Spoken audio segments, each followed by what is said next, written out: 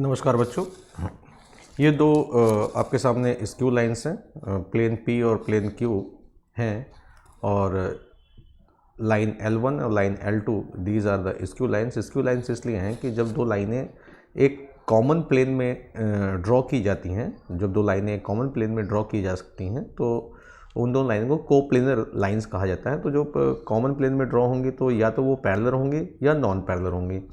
अगर non parallel होंगी तो वो कहीं ना कहीं जाके इंटरसेक्ट करेंगी, क्योंकि और जो पैरेलल होंगी वो इंटरसेक्ट नहीं करेंगे बट एक कॉमन प्लेन में होंगी। तो ये जो लाइन L1 है, L2 है, ये अलग अलग प्लेन में ड्रॉ हुआ है।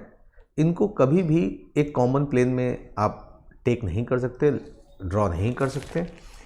L1 और L2 लाइन ना तो ये पैरेलल हैं और ना ही एक दूसरे को इंटरसेक्ट कर रहे हैं। तो जब भी दो लाइनें पैरेलल नहीं होंगे तो वो इंटरसेक्ट श्योरली करेंगे। वो तभी इंटरसेक्ट करेंगे जब वो एक कॉमन प्लेन में ड्रॉ हुए हैं।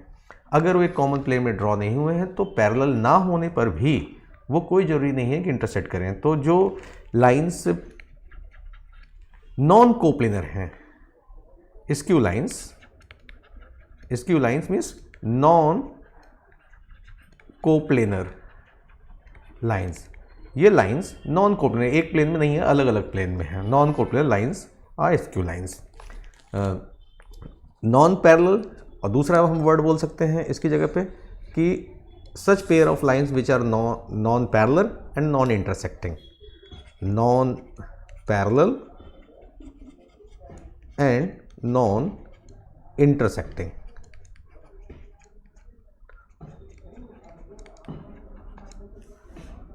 तो जो पैरेलल भी ना हो और इंटरसेक्ट भी ना करे, ऐसे पेयर ऑफ लाइंस को स्क्यू लाइंस हम कहते हैं। अब इनके बीच का हमें डिस्टेंस निकालना है, तो इनके बीच का जो मिनिमम डिस्टेंस होगा वो DC होगा। क्या होगा? DC होगा। और D, ये जो लाइन है DC, ये L1 L2 दोनों के साथ में 90 डिग्री एंगल बना रहा है। तो फर्स्ट ऑफ ऑल हम लाइन L1 के बारे में बात कर लेते हैं कि सपोज लाइन L1 की इक्वेशन है R = A1 + लैम्डा B1, जहाँ से लाइन B1 के पैरेलल है, लाइन की डायरेक्शन वेक्टर है B1 और पॉइंट A1 से पास हो रहा है। सपोज ये रहा A1, इस पॉइंट से पास हो रहा है और इसकी जो डायरेक्शन है वो B1 की कोई वेक्टर है B1।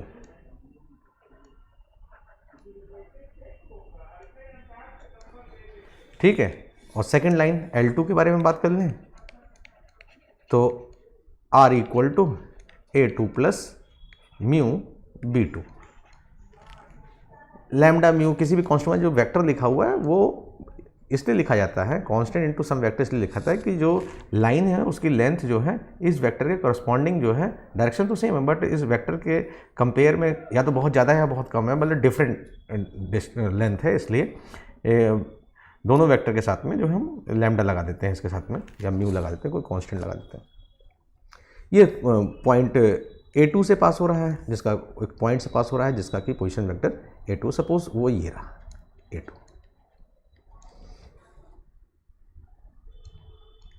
A1 A2 कहीं भी हो सकते हैं। ये डिस्टेंस शॉर्टेड डिस्टेंस नहीं है, क्योंकि हमें शॉर्टेड डिस्टेंस पढ़ना है। शॉर्टेड डिस्टेंस एक ही केस में आएगा जब दो स्क्यू लाइंस जो कि अलग अलग प्लेन में है। सपोज आप एक लाइन चौक से फर्श पे ड्रॉ कर लीजिए और एक लाइन जो है आप छत रूफ पे ड्रॉ कर लीजिए, या दो अपोजिट वॉल्स पे लाइन आप ड्रॉ कर लें, लेकिन वो दोनों लाइनें पैरेलल नहीं होनी चाहिए।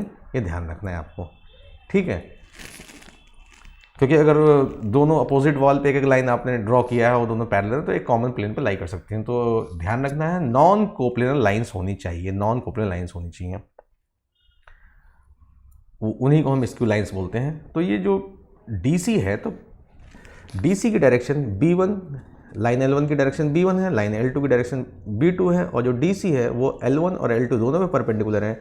मीन्स DC जो है वेक्टर DC, अगर DC वेक्टर की बात करें तो vector DC will be lambda time of B1 cross B2, क्योंकि वे क्रॉस प्रोडक्ट के बारे में जानते हैं, cross product of two vectors.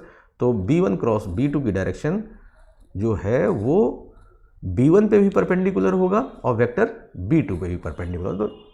तो DC की डायरेक्शन B1 क्रॉस B2 के अलोंग है। और इसके साथ साथ हमने एक प्रोजेक्शन के बारे में भी पढ़ा, प्रोजेक्शन कि ये वेक्टर B है, ये वेक्टर A है, या ऐसे ये वेक्टर B है और ये वेक्टर A है। तो जब A का B पे प्रोजेक्शन हमें फाइंड करना है, इनके बीच में एंगल थीटा है, तो आपको करना क्या है, B पर परपेंडिकुलर ड्रॉ कर दीजिए, यहां से ही परपेंडिकुलर ड्रॉ कर दीजिए।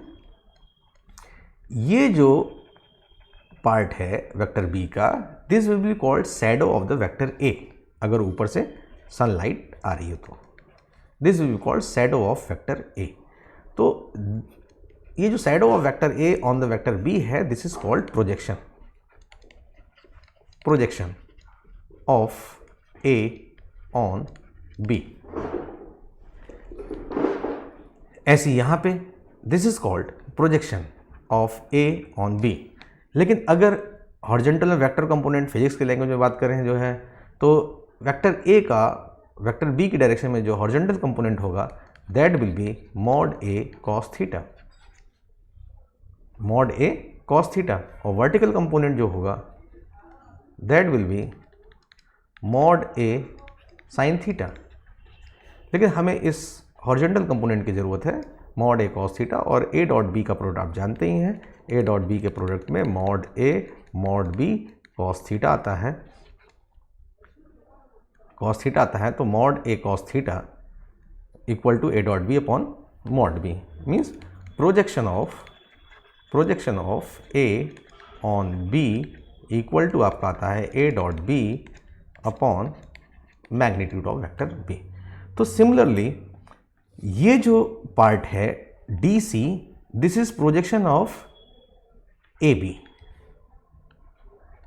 यहां से आपने एक परपेंडिकुलर ड्रॉ किया है इस लाइन पे, ये जो लाइन है ये परपेंडिकुलर ये ड्रॉ किया है 90 डिग्री, और यहां से परपेंडिकुलर ड्रॉ कर दिया, ये 90 डिग्री बना रहा है। तो DC पर AB का प्रोजेक्शन आप फाइंड करिए, AB का प्रोजेक्शन DC के अलॉन्ग फाइंड करेंगे तो you will get the DC, और this will be called sorted distance. और जो प्रोजेक्शन निकलेगा AB वेक्टर क्या आया, AB वेक्टर आया AB इज इक्वल टू आया आपको A2 माइनस A1, क्योंकि B का पोजिशन वेक्टर है A2 और A का पोजिशन वेक्टर है दिस। तो ये जो लेंथ है DC इज इक्वल टू आया projection of A2 minus A1 किसके अलॉन्ग, ये DC के अलॉन्ग, DC पर प्रोजेक्शन आप फाइंड करेंगे तो क्रॉस DC की डायरेक्शन क्या है, B1 cross B2, B1 cross B2 upon mod of B1 cross B2। जिस पे भी प्रोजेक्शन फाइंड करते हैं उसका मैग्नीट्यूड हम यहाँ पे डिनोमिनेटर लिख रहे हैं। तो जो सॉर्टेड डिस्टेंस का फार्मूला हमारे पास फाइनली बना, shortest distance equal to A2 minus A1 dot B1 cross B2 upon magnitude of B1 cross B2।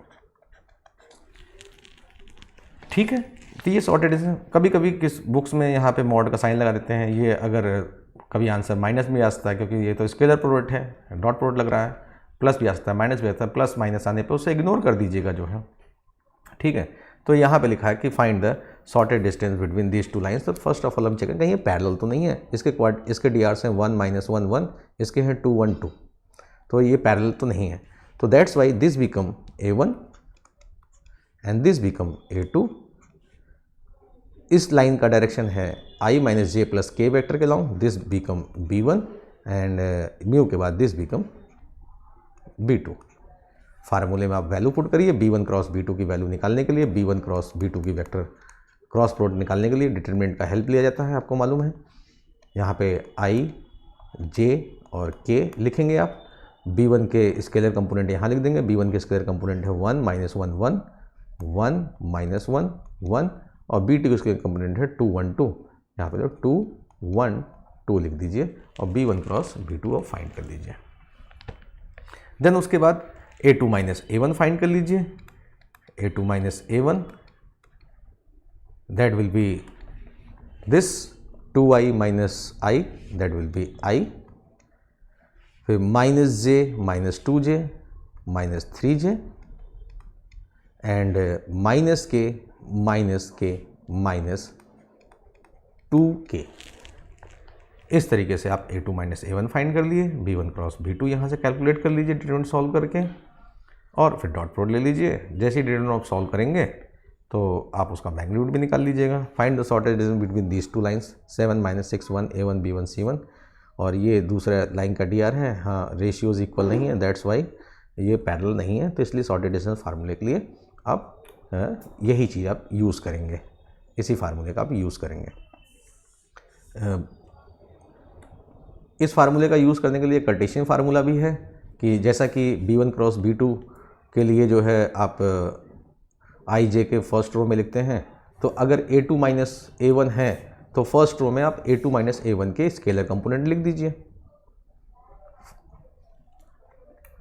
First row में आप a2 माइनस a1 के स्केलर कंपोनेंट आप लिख दीजिए।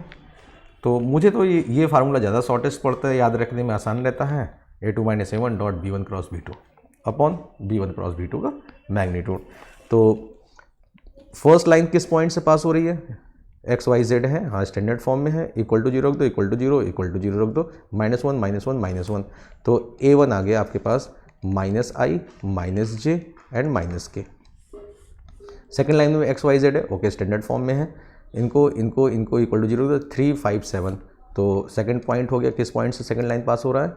3i plus 5j plus 7k, इससे पास हो रहा है। स्टैंडर्ड फॉर्म में है तो डी आर 7 माइनस 6 1, तो first D R 7i minus 6j plus k। Second line इसका डी आर ये है, तो सेकेंड लाइन के अलॉन्ग जो वेक्टर बनेगा b2 that will be i minus 2j plus k। ये आपका हो गया b1 b2 a1 a2 और फार्मूले में पुट कर दीजिए। Find the shortest distance between whose vector equation is this 1 minus 3 2 2 3 1, तो ये पैरेलल नहीं है, साफ दिख रहा है। तो this is the b1, line के पैरेलल वेक्टर है b1, इस लाइन के पैरेलल वेक्टर है b2, दिस बिकम b2, और इस पॉइंट से पास हो रहा है a1, इस पॉइंट से पास हो रहा है ये a2 हो गया। और आप simplify find the shortest distance between these two vector equation of lines के बारे में डिस्कस करें। तो t कॉमन ले लें तो माइनस 1 1 और 3 माइनस 2, अगर t कॉमन लें तो आई जे कॉफिशिएंट आएंगे माइनस 1 और 1 एंड माइनस 2, तो ये हो गए। इसको स्टैंडर्ड फॉर्म में आप अरेंज कर लेंगे। r इक्वल टू आप लिख लेंगे i, जिसमें t है उसको एक साथ लिखेंगे i माइनस 2j और प्लस 3k, और प्लस t कॉमन ले लिया आपने, तो दिस बिकम माइनस i और प्लस j माइनस 2k। तो a1 हो गया i minus 2j plus 3k, और b1 हो गया i plus j minus 2k। तो a1 is equal to i minus 2j plus 3k, और b1 is equal to minus i plus j minus 2k। ऐसे इसमें r equal to जिसमें s नहीं है उसको एक साथ, और जिसमें s है उसमें s कॉमन लिख लेंगे, तो this will be i minus j and minus k, और s कॉमन ले लिया, this is i plus 2j and minus 2k। तो this is a2 and this is b2। तो लाइंस पैरेलल नहीं है, b1 और b2 में डी आर्स आई जे के कॉफिशिएंट्स का करस्पॉन्डिंग रेशियो इक्वल नहीं है, इसलिए पैरेलल नहीं है, इसलिए यही फार्मूला यूज होगा। लेकिन अगर प्लेन्स पैरेलल हैं पैरेलल लाइंस अगर पैरेलल हैं तो कोप्लेनर होंगे। पैरेलल लाइंस अगर लाइंस पैरेलल हैं तो श्योरली वो कोप्लेनर होंगे। ठीक है, ये है इनके बीच का आपको जब डिस्टेंस निकालना है तो भाई this is the r a one plus lambda b two lambda b, this is the r a two plus lambda या म्यू बी। क्योंकि दोनों लाइनें पैरेलल हैं तो दोनों के पैरेलल में कोई एक वेक्टर है, सपोज ये वेक्टर बी है, ये लाइन भी इसके पैरेलल है, ये लाइन भी इसके वेक्टर, बस इस लाइन की लेंथ इसके मैनी टाइम्स है, इस लाइन की लेंथ इसके मैनी टाइम्स है, दोनों लाइनों की लेंथ इक्वल है या नहीं हो उससे मतलब लाइन रे है या लाइन है आइडिया नहीं, बट पैरेलल है, तो इसलिए लैम्डा बी दोनों में आया। यहाँ पे A1 हो गया ये पॉइंट, ये A2 हो गया ये पॉइंट, हमें ये डिस्टेंस नहीं निकालना है, हमें इन पैरेलल लाइंस के बीच का ये डिस्टेंस निकालना है, हमें इस पैरेलल लाइन के बीच का ये डिस्टेंस निकालना है। तो A2 माइनस A1 ये जो वेक्टर है, suppose this is the A and this one is the B, तो और यहाँ पे थीटा एंगल है, तो A2 माइनस A1 का अगर इस डायरेक्शन में वेक्टर B के अलॉन्ग कंपोनेंट फाइंड करेंगे तो this will be called projection. तो मुझे A2 माइनस A1 का हॉरिजॉन्टल कंपोनेंट नहीं फाइंड करना है, मुझे वर्टिकल कंपोनेंट फाइंड करना है, A2 माइनस A1 का वर्टिकल कंपोनेंट फाइंड करना है। तो वर्टिकल कंपोनेंट के लिए ये जो डिस्टेंस है मुझे फाइंड करना है mod A2 minus A1 sine theta, मुझे इसकी ज़रूरत है। और जबकि ये जो डिस्टेंस है this is mod of A2 minus A1 cos theta है, ये मुझे ये डिस्टेंस है। तो जैसा कि हम देखते हैं कि दो वेक्टर क्रॉस प्रोडक्ट करते हैं और इनका मैग्नीट्यूड निकालते हैं, तो this is the mod A mod B sine theta. तो एक वेक्टर और दूसरा वेक्टर ये होता है, तो इसमें से A2 माइनस A1 एक वेक्टर हो गया, वेक्टर B दूसरा हो गया, तो A2 minus A1 cross vector B, इनका क्रॉस प्रोडक्ट लिया और मॉड लिया, और चूंकि मुझे इतना पोर्शन फाइंड करना है तो दूसरे वेक्टर का मैग्नीट्यूड उसको यहाँ पे डिवाइड कर दिया। तो मुझे A2 minus A1 sine theta find करना है, तो divide by magnitude of vector B, this is A2 minus A1 sine theta, means you can say this is the distance between parallel lines।